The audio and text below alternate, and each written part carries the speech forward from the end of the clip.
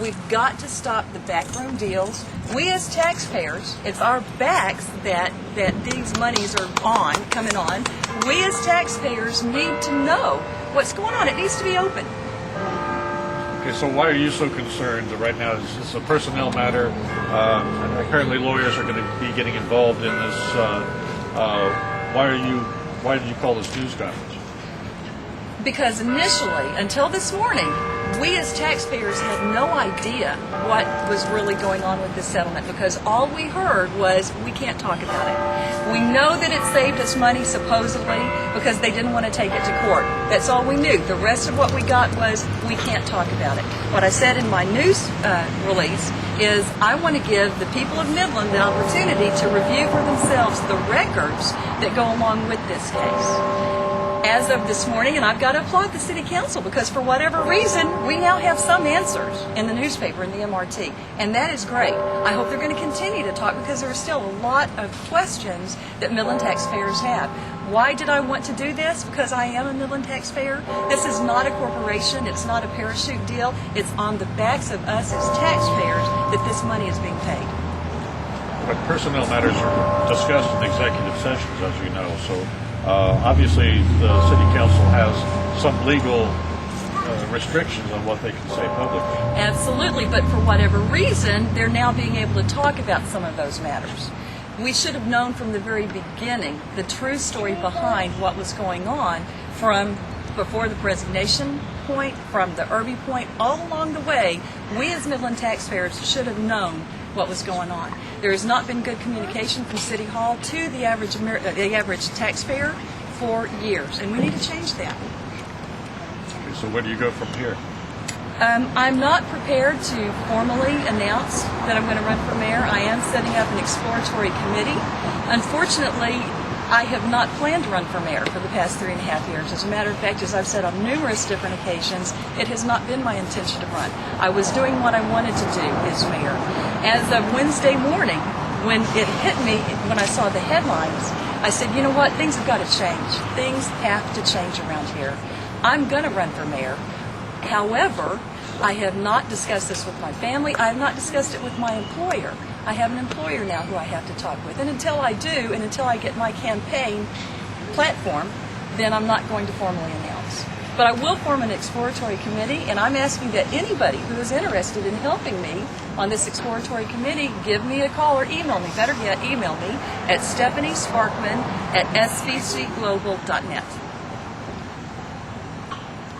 Why is this such a big issue? We're talking about people of power, sort of talking about things that behind closed doors. What will bring it out into the light do for the average person? For one thing, it will answer a lot of questions, and this has been a big problem for Midlanders when the almost $500,000 number came out to begin with. I think as a whole, we all looked around and said, what? So did we need, as a city, did we need to pay out his contract? Absolutely. We had an obligation to do that. That is the right thing to do. But $500,000, and we still don't have any answer other than we were afraid for it to go to court. There are more answers, actually, that need to be made. What sort of answers are you expecting? I'm expecting answers like, how did this get so far out of hand to begin with? Where did we go wrong in this deal so that we won't make the same kind of mistake again? That's, I think, the biggest question that I have. What specifically do you feel is out of hand? The fact that we're looking at paying $500,000 to a man who served this city, who, for what reasons we still are not aware, resigned and is now actually asked for $800,000, which is well above the contractual obligation that we have as a city to pay.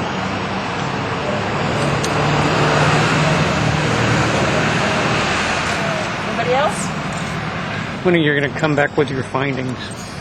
with the finding, actually, Jimmy, what I've done is I've set up a website that we put the statements on, the employment agreement and the severance agreement, so that people can look for themselves at what the statements actually are at any time. They don't have to come down to City Hall to get them. And they can make up their own mind and gather up their own questions. I'm not sure that there are any findings other than give us what we need to make our decision about what's going on here. And the website? Excuse me? The website? Yes, it is citymanagerrecords.info. Citymanagerrecords.info. If it's not up yet, because I'm not sure how that works, it should be up by this afternoon, they can email me at stephaniesparkman@sbcglobal.net, and I will be glad to email a copy of those as well. And that's your creation, that website? Yes. Okay. Do you have any plans to add anything else to the website down the road? Actually, I've been called by a couple of different citizens who said, I'm looking to put in an open records request on a variety of different issues regarding this matter. And I've said, you're open to use this website if you want. It's not my website. It's simply a website to get information out to the public. What's the best case scenario? What would you like to see happen in the next week, 2 weeks, as far as the city council and members of the city? I would like for the city council to come out to whatever extent they can and at least tell us, we can't talk about this issue right now. We can talk about these things at this point, but let us know how we got here. I think that's one of the most confusing issues in this whole entire matter. How did we get this far?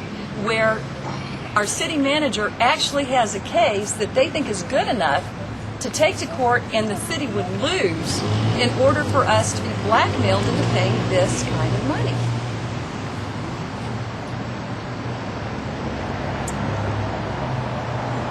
Anything else? That's for me. Thank you.